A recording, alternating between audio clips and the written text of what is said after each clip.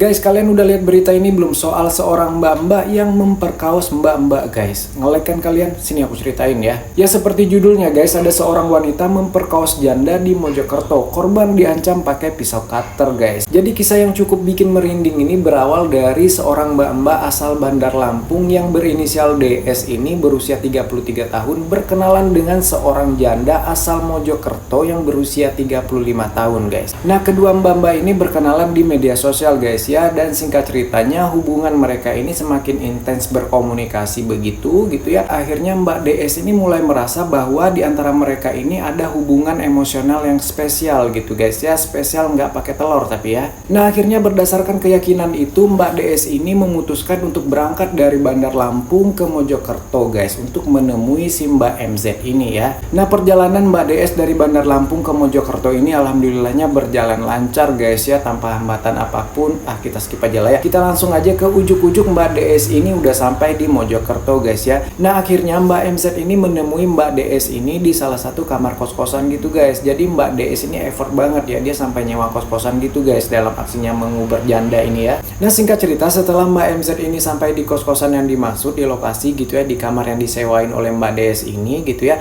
Di sana sudah ada Mbak DS ini sedang dipijit oleh seorang tukang sayur, nggak tukang pijit guys ya. Soal review pijitnya atau tarif pijitnya aku juga nggak tahu, nggak usah tanya itu karena itu cuma figuran juga tukang pijitnya. Nah, kita skip aja adegan mijit ini guys ya. Jadi setelah Mbak DS ini dipijit, tukang pijitnya udah pergi, tinggallah mereka berdua di dalam kamar itu gitu guys ya. Nah, bukannya mengeluarkan oleh-oleh khas Lampung untuk Mbak MZ gitu guys, Mbak DS ini justru ujuk-ujuk mengeluarkan pisau cutter guys, dan dia langsung menodongkan pisau itu ke lehernya Mbak MZ guys. Dan Mbak MZ pun dipaksa untuk menuruti keinginannya untuk oha-ohe begitulah guys ya. Dan akhirnya terjadilah kasus pemerkosaan ini guys. Dan ini adalah barang buktinya guys ya. Ada seperangkat OOTD begini, ada kelelawar merah dan cangcut merah di sini, dan ini cutternya guys ya. Sedangkan yang muka blur ini adalah Mbak DS ya. Dan setelah kejadian itu akhirnya Mbak MZ ini memutuskan untuk melaporkan Mbak DS ini ke pihak Isilop guys ya, polisi guys ya. Dan ending dari kisah ini Mbak DS ini akhirnya ditangkap oleh pihak kepolisian di Mojokerto dan ditetapkan sebagai tersangka atas kasus pemerkosaan janda guys ya.